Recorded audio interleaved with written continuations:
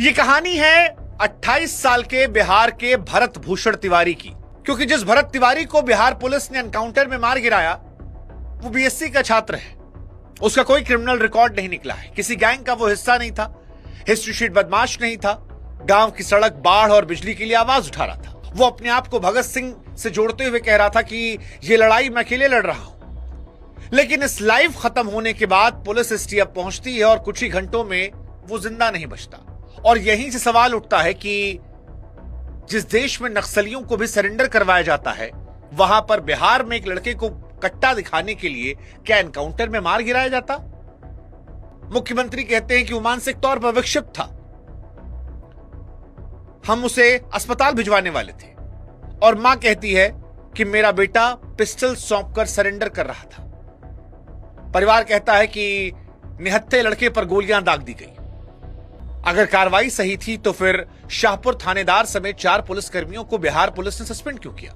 एक बेकसूर को एनकाउंटर में मार गिराया गया। सीएम सम्राट चौधरी, जिन्होंने पहले कहा था कि डीजीपी ने बताया है कि वो मानसिक तौर पर थोड़ा डिस्टर्ब है, उसे अस्पताल भेजना है, पुलिस को कट्टा दिखाने वाले वीडियो से वही परेशान थे। क्या वो इतने बेखबर थे कि ये अपराधी था? और अगर वो पहले मानसिक विक्षिप्त था तो बाद में अपराधी कैसे निकला जिसे गोली मार दी गई? क्या पुलिस वालों ने, डीजीपी ने मुख्यमंत्री को गलत जानकारी दी?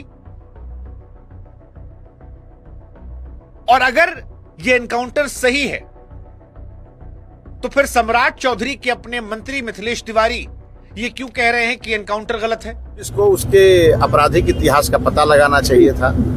और हाफ इनकाउंटर, अगर इनकाउंटर जरूरी भी था तो हाफ इनकाउंटर करना चाहिए। बड़े बड़े आतंकवादियों को भी पहले पैर में गोली मारी जाती है, अपराधियों को पैर में गोली मारी जाती है।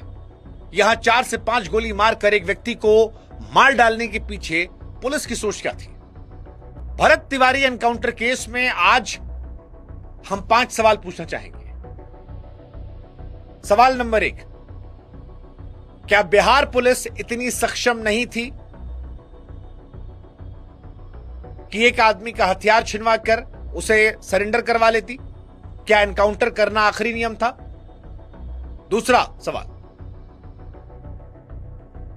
भरत तिवारी केस में जो वीडियो आ रहा है जहां पर कट्टा वो फेंक देता है और कहता है सरेंडर, और जो परिवार भी कह रहा है, मां कह रही है कि सरेंडर किया था, तो सरेंडर करने के बाद उसको गोली क्यों मारी गई? सवाल नंबर 3, अगर बिहार के मुख्यमंत्री सम्राट चौधरी ये कहते हैं कि मैं हैरान था मेरी पुलिस ने एक आदमी को पकड़ा क्यों नहीं जब वो कट्टा दिखा रहा था, और फिर कहा कि डीजीपी हमसे कहे कि वो मेंटली डिस्टर्ब इंसान था, तो वही सम्राट चौधरी जिनके नीचे बिहार की पूरी पुलिस है, उनकी पुलिस ये थ्योरी क्यों दे रही है कि 10-12 गोली मारी, हमने मार दिया? या तो डीजीपी ने मुख्यमंत्री को बेवकूफ बनाया या मुख्यमंत्री ने गलत स्टेटमेंट दिया। लेकिन फिर इसी सवाल है कि अगर भरत तिवारी ने पुलिस वालों पर गोलियां चलाई तो फिर पुलिस वालों को बिहार पुलिस ने सस्पेंड क्यों किया? अगर पुलिस वाले निर्दोष हैं तो पुलिस वालों को सस्पेंड क्यों किया गया? और क्यों ना समझा जाए कि सस्पेंशन जो है वो शक बढ़ा रहा है? चौथा, अगर वो बीमार था, मेंटली डिस्टर्ब था, तो जो देश का कानून कहता है कि अस्पताल पहुंचाना चाहिए, ईश्वर के पास नहीं, वो नीति क्यों नहीं अपनाई गई? भारत का कानून कहता है कि एनकाउंटर आखिरी चारा है। तो जिस देश में अलगाववादियों को, आतंकवादियों को, नक्सलियों को सरेंडर करने का मौका दिया जाता है, वहां पर इस लड़के को सरेंडर करने का मौका क्यों नहीं दिया गया? ये 5 सवाल बिहार सरकार से, बिहार पुलिस से और देश की जनता से हम पूछना चाहते हैं।